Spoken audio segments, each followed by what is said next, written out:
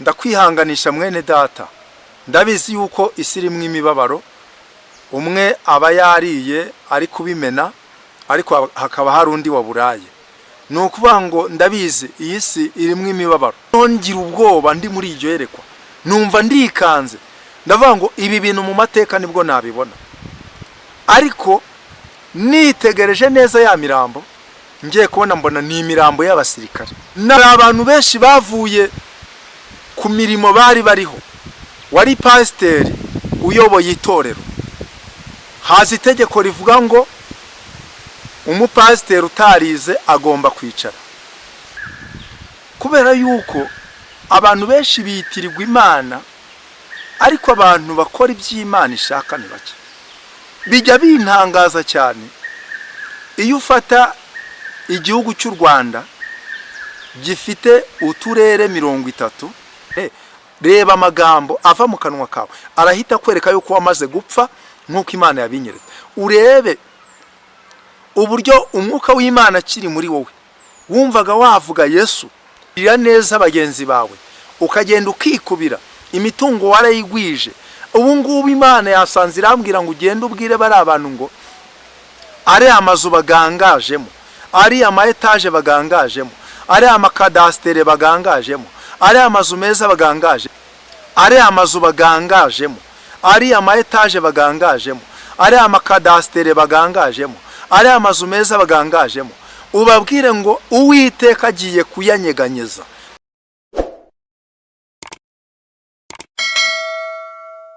Njya nkunda kubwira abantu banega amatwi ngo rimwe na rimwe duhora twiganyira tuvuga ngo Imana iratwirengagije cyangwa se itinze kudutabara. Rimwe na rimwe tugasenga n'amasengesho, usanga ya masengesho arimo kuvuga amagambo adakwiriye imbere y'Umwami Imana. Ariko njya nkunda kuvuga ngo imbere y'Imana nta rubanza wabona washora ngo ufite ingingo yo kukurengera. Nimvuga ngo mbuza amafaranga, Imana iranyereka urugukururuka atagira amaguru yo kugenda, usange nsinzwe n'urubanza. Nimvuga ngo ntabwo mu by'ukuri mfite amamodokari yo kugendamo, ibyo ngibyo akaba ari byo nzana imbere y'Imana, iranyereka uri gutaka n'ubundi waburaye umaze kangahe atarya. Ni ukuvuga ngo rero mu cyiciri waba urimo cyose nta ngingo yo kukurengera. Nuriye urugukururuka n'amaguru, uko biri kose nashinga urubanza akavuga ati Imana wampoye iki, iramwereka undi muntu ubabaye cyane kumurusha. Umuntu umwerutse kujya kurwaza umurwayi muri CHK wari wahuye n'impanuka, turaganira, arambwira ngo nageze muri CHK numva ndahahamutse kubera ibyo nabonye. Arambwira ngo ugerayo ugasanga umuntu afite uburwayi cyangwa se yahuye n'ibibazo ku buryo ubureba mu nda mw'imbere. Yambwiye ibintu numva biteye ubwoba. Hari umumama duherutse kuganira, arambwira ngo umugabo we yakoraga mu bitaro bya Butaro, biriya hari abakunze kujyana abantu bafite ibibazo bya kanseri, ariko arangije ngo asaba kuvayo kubera ko nawe yumvaga amaze ibyo ahabonera biteye ubwoba. Cyangwa se uwo mudamu yarambwiye ati no kurya ibiryo ntawe yarasigaye akirya ibiryo kubera ibyo yabonaga. Bityo rero nyurwa n'ukuri, ndakwihanganisha mwene data, ndabizi yuko isi irimo imibabaro, umwe aba yariye ari kubimena, ariko hakaba hari undi waburaye. Ni ukuvuga ngo ndabizi iyi si irimo imibabaro.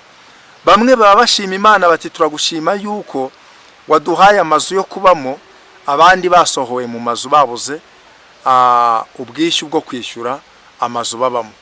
Ndabizi yuko muri iyi si hari imibabaro. Bamwe bari gushima Imana bati turagushimira Mana yuko uburwayi twari dufite bwakize, ariko abandi bahangayitse kubw'uburwayi bwageze mu mibiri yabo. Nuko isi yubakitse. Bamwe baba bari gushima Imana bati turagushimira ko twabonye akazi, abandi birukanywe ku kazi. bamwe baba bari gushima Imana bavuga bati Imana turagushimye ko wadufashe tukishyura imyenda twarimo, abandi ibyabo byatejwe icyamunara. Nuko isi yubakitse, nkunze kubivuga, ushobora kurara urira ariko bwacya mu gitondo impundu zikavuga. Ushobora kurara urira bugacya mu gitondo ushima Imana kubera yuko yaguhojeje amarira.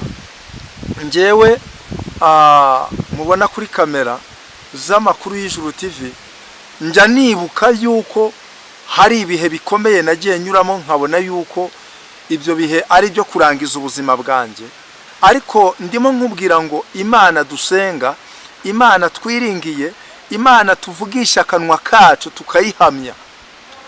Njya nkunda kubibwira abantu ngo iyo Mana na nyuma ya zeri irakora ibyo abantu badashobora, ni Imana ibishobora. Njya nkunda kubwira abantu ngo wagira inshuti z'abakomeye ariko undi agahitamo kuba inshuti ya Yesu, ariko ndagira nkubwire ngo uyu muntu wahisemo kuba inshuti ya Yesu, uyu muntu arashinganye, uyu muntu ari mu bwishingizi, uyu muntu afite ubudahangarwa, uyu muntu ninavogerwa, uyu muntu ujye umutinya, kuko uyu muntu nujya umugeraho ujye witonda, nujya kumuvugaho ujye ubanza witonde, ukaragura ururimi rwawe karindwi uvuge ngo uyu muntu ngiye kuvugaho ni muntu ki. Kubera yuko ubushije ngiye nabahaye ubuhamya, hari abantu bagiye batwibasira n'ubundi bakatwibasira bikarangira n'ubundi badukuyeho umuvumo, badukuyeho umwaku, kuko ijambo ry'Imana rivuga ngo uzabatunga urutoki azaba akoze mu mboni y'ijisho ryanjye.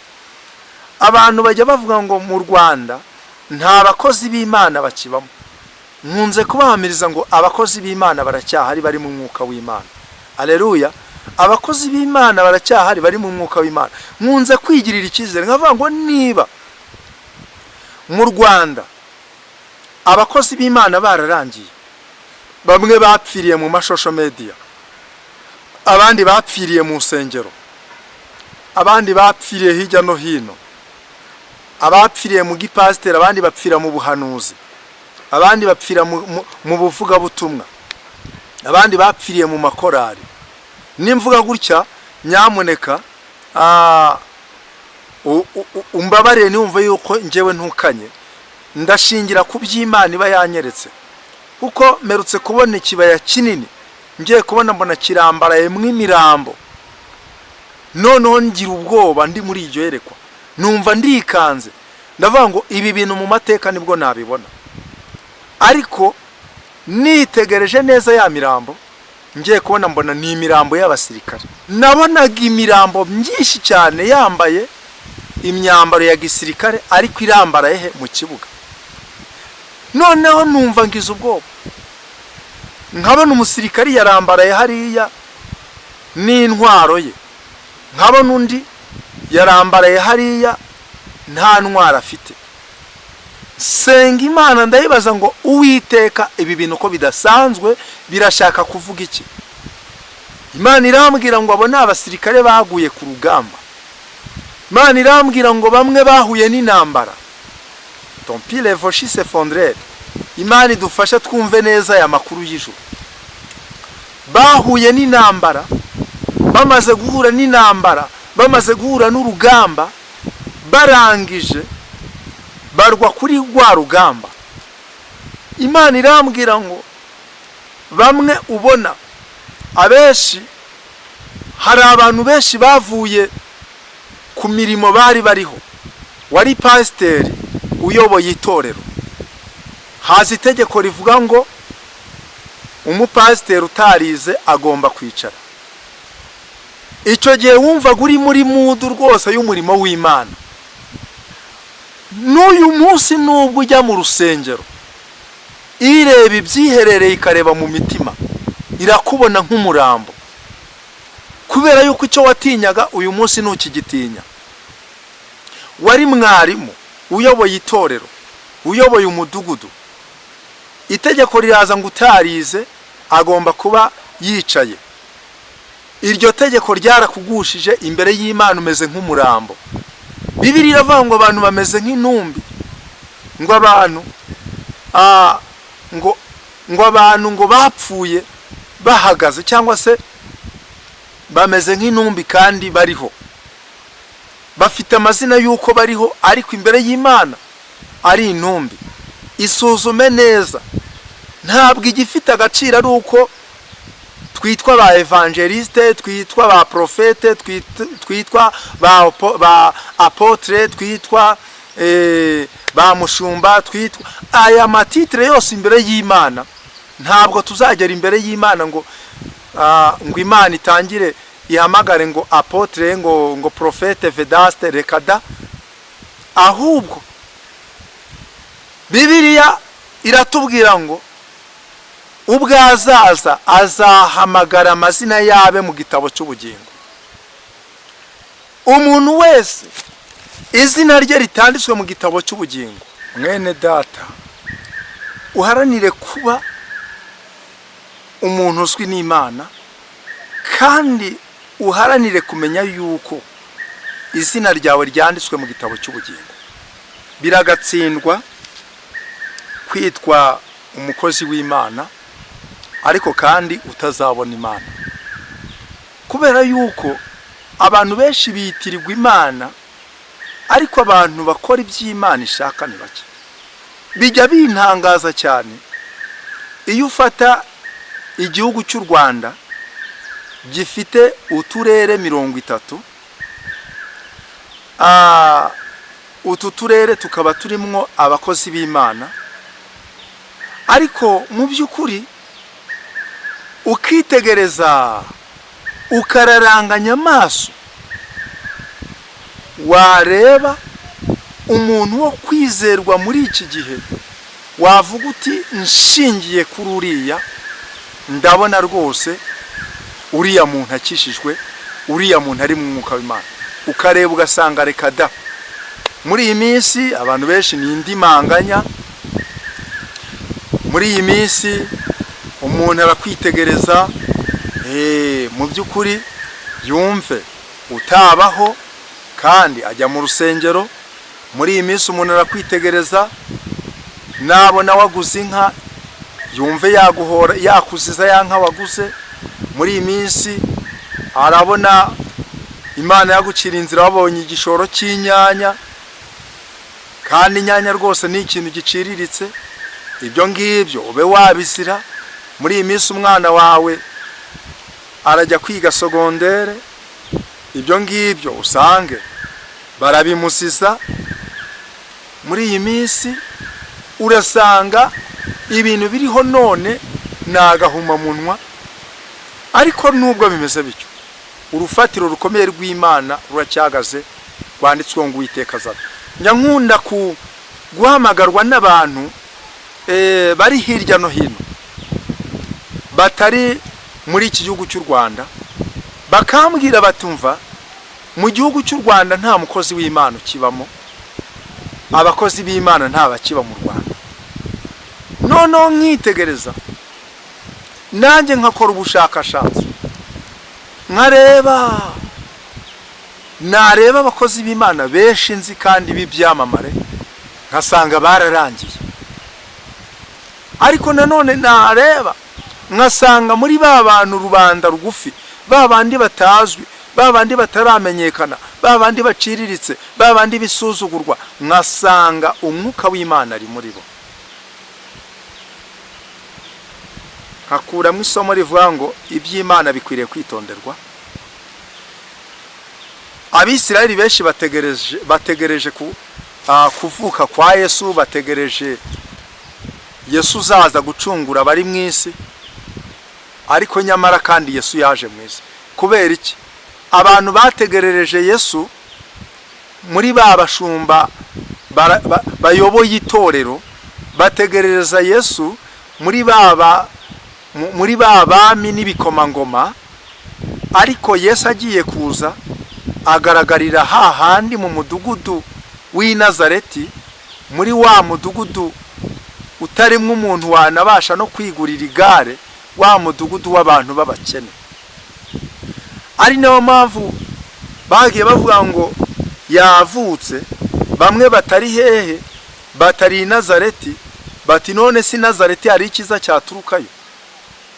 Ariko ndagira nkubwire ngo rimwe na rimwe iyo tuvuga iby'Imana abantu barareba batari ku bundi Vedaste ntabwo azwi, aracyari hasi. Abandi bakareba bati nyamara uriya muntu w'Imana aracyaciriritse, uriya n'ubundi ibyo avuga ntibyemerwa. Ubu tuvugana ibintu byinshi muha amahirwe kubera ko biri hejuru, kubera ko bigaragara, kubera ko haraza kubwira ati ngiye mvuye mu Buhinde, haraza kubwira ati ngewe n'ubundi mvuye aha n'aha muri Canada, muri Suwede, mvuye mu Israheli. Ariko nge nakubwira ibingibi ugasanga sindarenga n'umupaka w'igihugu, ugatangira ukavuga ati uriya waracya wapi, ibyo ntitwabyizera. Ariko amahirwe y'abantu bari mu mwuka w'Imana ari muri babandi musuzugura, ari muri babandi musuzugura, babandi baciriritse, babandi bakibasha kuza mu mashyamba. Bariya se yabasha no kuza hano mw'iri shyamba ngo abashe no gupfuka amasenga Imana? Ariko twebwe tuba turi kuyihendahenda, tuba turi kuzamuka imisozi tukagenda tugasenga Imana, tukumva ijwi ry'Imana. Tukumva ijwi ry'Imana. Merutse kuzamuka umusozi bajya bita Umuhungwe. Ni umusozi muremure tuzamuka amasahane twagiye gushaka Imana. Namaze icyumweru numva inyama zo ku matako zindya zarabyimbye. Ariko abandi bo ni muri za vewiti, ntabwo wababwira gusenga. Ariko twebwe turacyasenga, turacyari babandi babasha kujya mu butayu bagasenga, babasha gufata ibihe bagasenga, bakihererana n'Imana. Ariko ikibabaje aricyo nabazaniye, nambaye iyi shati isa n'imyenda ya gisirikare, ndimo mbabwira ngo abasirikari benshi baguye ku rugamba. Abasirikari benshi bageze baguye ku rugamba. Kandi nukuri ninkubwira ngo abasirikari benshi baguye ku rugamba, wowe wihereho wisuzume urebe, uvuga uti mbese muri abo baguye ku rugamba aharaho ngewe ntabwo naba ndimo. Imana idufasha cyane, itugirire neza. Tugiye gusoma ijambo ry'Imana dusanga mu gitabo njya nemera cyane, igitabo cyitwa Bibiliya. Ntabwo ari Korowani, ni igitabo cyitwa Bibiliya. Kandi Bibiliya, amagambo ari muri iyi Bibiliya ni ibyahumetswe byera, ni ibyahumetswe n'Imana. Turasoma igitabo cy'umuntu witwa Rusi. Umuntu witwa Rusi. Turasoma Rusi igice cyaho ni icya mbere. Dusome umurongo wa 16. Haranditswe ngo Rusi aramusubiza ati winyinginga kugusiga no gusubirayo ngo ne kugukurikira, kuko aho uzajya ariho nzajya, kandi aho uzarara niho nzarara. Ubwoko bwawe nibwo buzaba ubwoko bwanjye, Imana yawe niyo izaba Imana yanjye.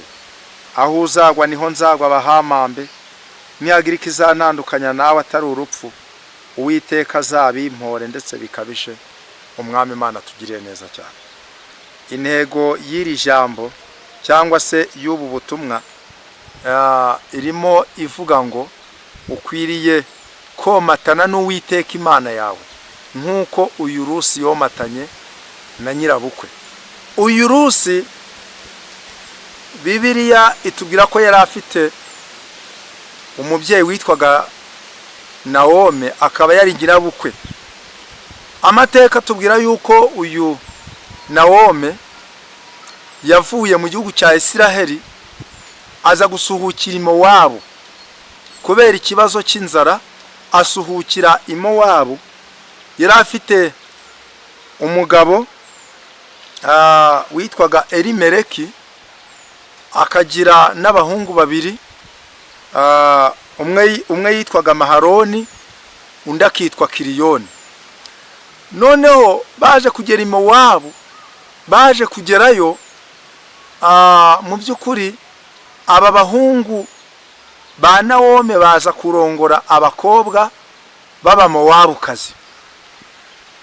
Bibiliya iratubwira ngo hashize igihe gito aba bahungu bose bapfira icyarimwe. Bamaze gupfira icyarimwe, yewe n'uyu mugabo Elimeleki, Bibiliya itubwira yuko nawe yaje gupfa. Noneho Rusi cyangwa se uyu muja w'Imana Nawomi asigara ari umupfakazi, asigarana n'abakazana be babiri. Ariko umukazana umwe witwaga Rusi ariwe nshaka kugira ngo tuvugeho. Ubwo uyu Nawomi yashakaga gusubira mu gihugu cya Isiraheli, uyu Rusi aravuga ngo njyewe nzabana nawe aho uzajya hose. Arangije aravuga ngo nta kizanandukanya nawe kitari urupfu. Aho uzarara niho nzarara, ubwoko bwawe nibwo buzaba ubwoko bwanjye, Imana yawe niyo izaba Imana yanjye, igihugu cyawe nicyo kizaba igihugu cyanjye, kandi ndabyiyemeje ntiyagira ikinandukanya nawe kitari urupfu, Imana yawe izaba impora. Birakwiriye kugira ngo umuntu ufite ubwenge, ufite gutekereza neza, akwiriye gufata umwanzuro kuvuga ngo mu gihe ngewe nyiri muri uyu mubiri nzagendana n'Imana, aho Imana iri niho nzarara, aho Imana itari sinzahajya. Kandi agafata umwanzuro kuvuga ngo aho nzi neza yuko nkwiriye gushaka Imana nkayibona nzayihashakira. Kandi ngewe nibura nzatandukane n'umurimo w'Imana, nzatandukane no gukora uyu murimo w'Imana ari uko ari urupfu.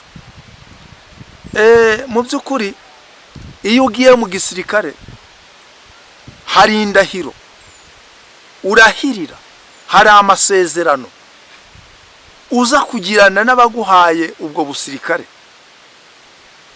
Nyankunda kuvuga ngo bujya kuba umusirikare ntabwo ari ukuvuga ngo ni ukujya gushaka amafaranga, gushaka umushahara, kubera yuko urebye wasanga mu gisirikare wenda ushingiye n'akazi baba bafite wasanga kadahura n'umushahara. Ariko kubera yuko biriya ni nk'impano, ni nko kuvuga ngo niyemeje kurinda umuturage w'igihugu, ariyemeza akabikora bikunze. Kubera yuko icyambere iyo uri umusirikare usanga ushobora kuba ufite umudamu, ariko kugira ngo winezeze na wa mudamu ugasanga ibihe byanyu ntibiboneka. Iyo uri umusirikare ushobora gusanga ufite ababyeyi ukifuza kunezererwa n'ababyeyi, ariko ibyo bihe byo kunezerwa hamwe nabo ukabibura. Iyo uri umusirikare ushobora gusanga wahembwe ukumva wajya gusoma agacupa, ukumva wajya kunezererwa hamwe n'abandi, ariko ibyo bihe ntabwo ushobora kubibona. Bivuze ngo natwe nk'abasirikari ba Yesu hari uko twahamagawe, hari uko dukwiriye kwitwara. Ntabwo turi abacu ngo twigenge, ahubwo hari itegeko ritugenga, hari itegeko rigenga umusirikare wa Kristo. Iri tegeko rirakubwira ngo ntabwo ukwiriye kugenda uri gukorakora amabere y'abakobwa kandi witwa ngo uri umusirikare wa Yesu. Iri tegeko rirakubwira ngo ntabwo ukwiriye kujya ugenda uri gushurashura kandi uri umusirikare wa Yesu. Iri tegeko rirakubwira ngo ijambo ryose riteye isoni nirikave mu kanwa kawe. None reba amagambo ava mu kanwa kawe arahita kwereka yuko wamaze gupfa nk'uko Imana yabinyeretse. Urebe uburyo umwuka w'Imana kiri muri wowe, wumvaga wavuga Yesu, ariko none buno no kuvuga Yesu mu bandi bigutera isoni kubera yuko usanga uri kuvuga ibintu bidahura n'ukuri. Ariko uyu Nawome nubwo yari yaragize intege nke n'umugabo we bagasuhuka bakajya mu gihugu cy'abanyamahanga, aza kwisubiramo aravuga ati reka nsubire mu gihugu cyambyaye. Arangije aravuga ngo reka nsubire mu gihugu cyambyaye, asezera ku mukazana we. Muri kwa gusezera ku mukazana we, umukazana we aravuga ngo ntabwo bishoboka, sinshobora kukureka, sinshobora kukuvaho. Ese wakwibaza ngo ni iki cyatumye Rusi afata umwanzuro wo kuvuga ngo ntabwo nzasiga amaboko? Bibiliya avuga ngo ineza y'umuntu niyo imutera gukunda. Rimwe na rimwe hari igihe usanga umuntu akubwira ngo mfite icyangiro, abantu ntibanyumva, abantu baranyanga. Isuzume nawe neza urebe yuko utabigiramo uruhare, kuko Bibiliya iratubwira ngo ineza y'umuntu imutera gukundwa, ngo nimugira ishyaka ry'ibyiza ninde uzabagirira nabi. Icyakora birashoboka, hari uburyo Satani aguteza abantu bakakwanga. Icyo gihe ni ikigeragezo, hagarara mu kigeragezo neza, kandi igihe kizagera ikigeragezo kirangire na babandi bakwanze bazakugarukira. Ijambo ry'Imana yatubwira ngo bazabagarukira nimuzabagarukire. Haleluya! Muzabagarukira nimuzabagarukire. Kandi niba uri umusirikare wa Yesu, njya mbona abasirikare bagera imbere y'ababakuriye ukabona gizaca, ukabona gizaca, ukabona gizaca. Niba uri umusirikare wa Yesu, haleluya, ndagira ngo nkubwire ngo si polevo shise fondrere, ukwiriye gupiga saruti imbere y'umugabo witwa Yesu, kavuga ati ni wowe afande, kavuga ati ni wowe afande. Imana ishimwe, kubera ko ndagira ngo nkubwire ngo Yesu yaguhamagariye kuba yagushyize mu gisirikare cye, ariko urashaka kujya hejuru y'uwagwaye gisirikare. Bibiliya tubwira ngo nta muntu ushobora kujya mu gisirikare ngo narangiza yishyire mu by'iki gihe ngo abakinejeje uwamwandikiye ubusirikare. Yesu yakwandikiye ubusirikare, arangije akugenera ibigutunga, akugenera ibigukwiriye, akugenera imyambaro yo gisirikare. Ariko hari ikibazo na n'uyu munsi, buriya umusirikare ntabwo ari we witunga, umusirikare atungwa na leta. Umusirikare ntabwo ari we imyambaro ya gisirikare ntabwo ari we ujya kuyigurira, ahubwo leta yangaje wa musirikare ibasha kumenya inifomo ya wa musirikare. Kubera iki? Wowe uri kurenga itegeko ry'uwagushyize mu gisirikare, ukarenga ukajya gusahura iby'abandi, ugasahura iby'abapfakazi, ugasahura iby'abadiaspora, ugasahura iby'imfubyi. Baguhereza ubufasha bwo kugirira neza bagenzi bawe, ukagenda ukikubira imitungo warayigwije. Ubu ngubu Imana yasanze irambwira ngo ugende ubwire bari abantu ngo ari amazu bagangajemo, ari ama etage bagangajemo, ari amakadastere bagangajemo, ari amazu meza bagangajemo, ubabwire ngo Uwiteka agiye kuyanyeganyeza, agiye kuyanyeganyeza, kuko nabonye amazu ari guhirima. Imana irambwira ngo byange bikunde bazayabamo, ariko iherezo ryari amazu nuguhirima. Nubo wumva yuko wayubakishije beto, ukumva yuko wubakishije imitamenwa, ariko Uwiteka Imana ndagira ngo nkubwire ngo ayo mazu yavuye mu buriganya agiye guhirima. Kandi namara guhirima, nawe ubwawe uba mu mazu y'uburiganya uzahirimana nayo. Ayo mamodokari abantu bari gutemberamo ari uburiganya. Imana irambwira ngo bamwe bagiye bica bagenzi babo bakabambura ibyabo, barangiza bagakira mw'ubwo buryo. Imana irambwira ngo bamwe bagiye bisunga izindi mbaraga, barangiza bakaba bakire. Imana irambwira ngo ibyo byose mugiye kumenya yuko ibintu bitavuye mu bushake bw'Imana, ibintu bidafite communication n'Imana, ibyo byose ari iby'akanya gatoya. Paulo yandika ijambo, yandikira Abakorino, yaranditse ngo mujye muhoza umutima kubiri hejuru mu ijuru. Arangije arandika avuga ijambo rikomeye cyane, aravuga ngo twebweho ntabwo tureba ibigaragara, tureba ibitagaragara.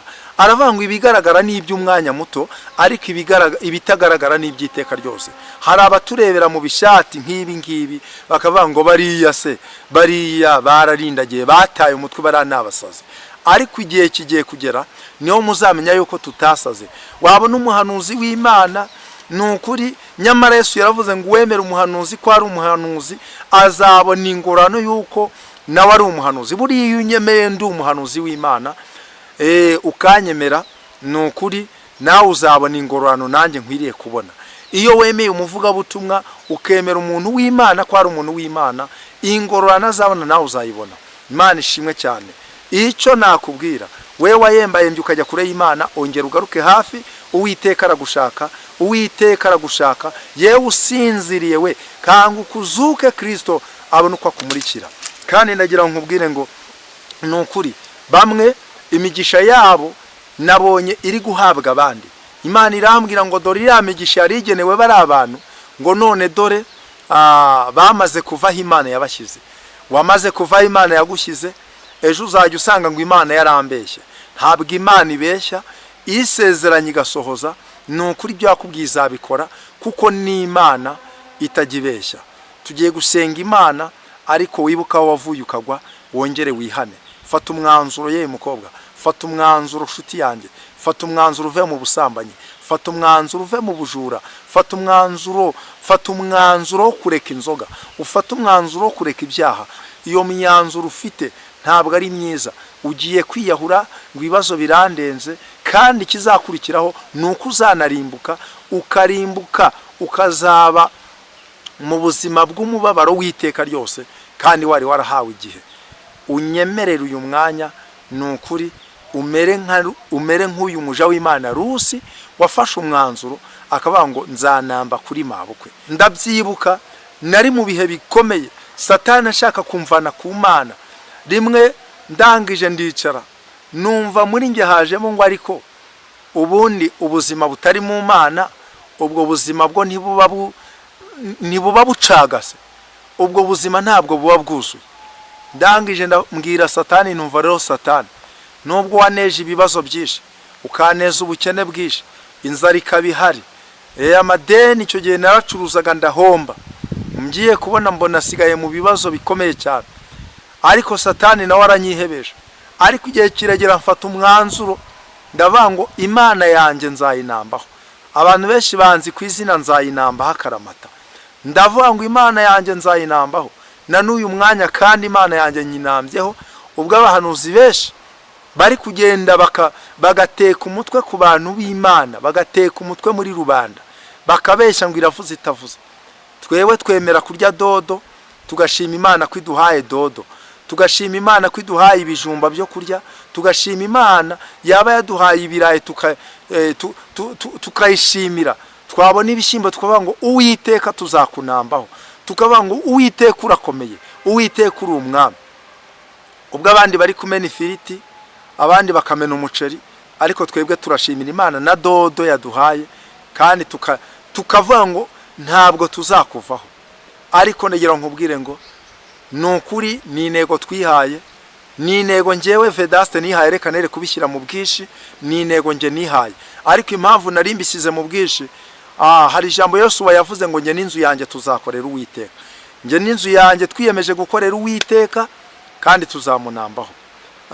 Kandi nukuri iyaturinze mu ntambara twanyuzemo iracyakomeje kuturinda.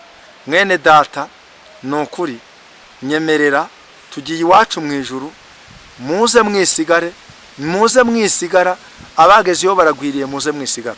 Uwo mutwaro wikoreye umwemerera ugutura uruhuke, tuzabane nawe mu ijuru. Nubwo abantu benshi bakorera Yesu kugira ngo babone imitsima yo kurya, nubwo abantu bari gushaka Yesu w'imitsima, bagashaka Yesu kugira ngo nubundi abahereza imibereho y'iyisi, ariko hari ijambo byavuzwe n'umugabo witwa Saduraka na Meshaki na Abedenego, baravuga ngo naho yatugirira gutya, nta mpamvu nimwe yo kuramya ibigirwamana. Tuzanamba ku mwami Yesu, tugize icyubahiro tuzamunambaho, dusuzugurwa tuzamunambaho, dukize dukenye tuzamunambaho. Ibyo ngibyo nibyo twiyemeje. Umuririmbyi yaravuze ngo naho imirima yarumba singira icyo soroma, aramaza wenyine.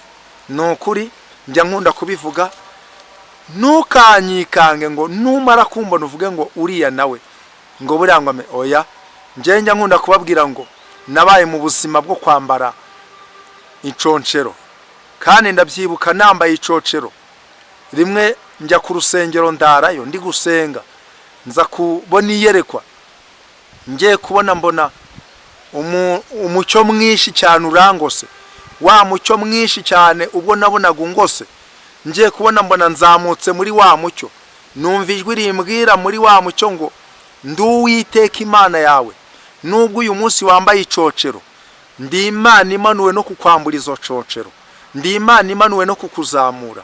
Uyu munsi turacyari hasi, ariko nukuri dufite ibyiringiro ko yavuganye natwe izana dushyira hejuru ikatuzamura. Dufite ibyiringiro by'uko Imana izatugirira neza. Nukuri ntabwo ibyiringiro byacu bizadukoza isoni. Aho twagendaniye ntabwo nigeze mbona Imana idutererana. Njya nibuka hari aho twagiye tugera tukabona inzara iratwishe, ariko muri bwa butayu bw'inzara najya kubona nkabona Imana ikoze igitangaza. Ndabyibuka ko hari igihe twigeze duhura n'inzara biradukomerera, ndimo nibaza ngo mbese ubu biragenda bite, turabigenza dute, turabikora dute. Ngiye kubona mbona umuntu arambwiye ngo Vedaste, ngwino nkubwire ndagushaka. Ngiye kubona mbona amaye ibiro 2 by'umuceri, bya biro 2 by'umuceri byadukuye ahakomeye. None suragira ngo Yesu wagiye uturinda muri ubwo butayu hari icyo atakoze? Njya nkunda kubwira abantu ngo mu kigeragezo nta nubwo umuntu akiranuka. Abantu benshi bajya bambwira batari ko umuntu ahagaze mu kigeragezo birashoboka yuko yakiranuka. Mu kigeragezo uretse imbaraga zo gushikama ku Mana, ariko mu kigeragezo ntabwo ushobora gukiranuka nk'uko bikwiriye. Ntabwo ushobora gukiranuka nk'uko bikwiriye, kubera yuko Yobu ari mu kigeragezo yavumye umunsi yavutseho, avuma n'inda yamubyaye, kandi biriya ntibyari bikwiriye. Ariko nanone icyambere ni ukwirinda. Nk'ubu ukaba uri mu bukene, uri umudamu, ukavuga ngo reka nje gusambana kugira ngo nkunde mbone amafaranga, aho ngaho rwose uba wakoze icyaha gikomeye. Ni ukuvuga ngo hari uburyo urwana wenda hari abaririmbyi bavuze ngo umuntu ahera mu gitondo arwana na Satani, kandi rimwe na rimwe Satani hari igihe turasa tukagwa hasi, ariko Bibiliya iravuga ngo wa mwanzi wanjye we ntunyishime hejuru, kuko ningwa ntabwo nzarambarara, ningwa nzabyuka. Nubwo umaze igihe kinini waraguye, nyemerera nshuti yanjye wikwemera ko Satani akwishima hejuru, wigwira kurambarara, ongera ubyuke. Nicyo twabereyeho, nicyo Imana yaduhamagariye. Urabizi yuko wari ukijijwe, none buno ufite abagore 2 uri kujya gushurashura mu bandi bagore. Nshuti yanjye mbabarira, iyo nshoreke yireke, wongera usubire ku mugore wawe wisezerano. Urabizi yuko nubwo nawe akubonye uca inyuma y'umugabo wawe, ariko unyemerere wihane, umamagare ngo usengere, icyo cyaha kive ku buzima bwawe. Icyo cyaha kizana umuvumo, kubera yuko ni icyaha kibi. Imana itugiriye neza cyane. Unyemerere dusenge, nukuri dusenge Imana muri iyi minsi. Imana yongere gushyiraho ikimenyetso cyayo, yongere yandika izina mu gitabo ryawe, mu gitabo cy'ubugingo. Nawe uzaba umwana uba umwana wo kuzabona ubugingo buhoraho. Nyemerera dusenge Imana. Imana igufashe mwene data. Mana data wa twese uri mu ijuru, ndagushimye ko uri umukozi w'umuhanga. Ni wowe Mana nyamana, data uwera wa Isiraheli, wowe uvuga bikabateka bigakomera. Ngushimiye ubutumwa umaye kugeza ku bantu bawe. Ubu butumwa ndasenze kugira ngo uzahindura imbaga nyamwinshi, ari abagabo baguye. Ubu butumwa bakimara kubwumva bazabyuke, bazihane, kandi niba kugarukira uzabagarukire. Ababyeyi, abasore n'abakobwa, ubu butumwa bubabature mu izina rya Yesu. Ndasenze kugira ngo umucyo w'ubutumwa ugere ku bantu benshi bari hirya no hino, abari mu bihugu bitandukanye. Umucyo w'ubu butumwa ubamurikire mu izina rya Yesu. Kandi Nyiringabo Imana, nanjye uvuze ubu butumwa umereze umugisha, kugira ngo Mwami Uwiteka ubwo uzahemba, ubwo uzagororera abantu bakubashye, abantu bagukoreye, nanjye nzaboneke muri uwo mubare. urakoze data. Ngaho nyemerera ubutumwa bushaka iminyago hirya no hino. Muririmbyi yaravuze ngo nukuri ngo imbere ya ntebe nzahagararayo, kandi ngo nzaba njyanye iminyago nyishikirize Yesu ku munsi w'urubanza, ku munsi w'amateka. Nanjye nzahagarara imbere yawe mwami Yesu, nukuri nzabe mfite iminyago kandi nyigushyikirize. Vuge ngo abangaba ni babandi nabwirije baraguye bakabyuka, ni babandi bavuye mu mwijima kubw'ubutumwa natambukije. Urakoze mwami, ndagushimye. Icyubahiro n'ikibi cyawe none n'iteka ryose urakoze. Amen.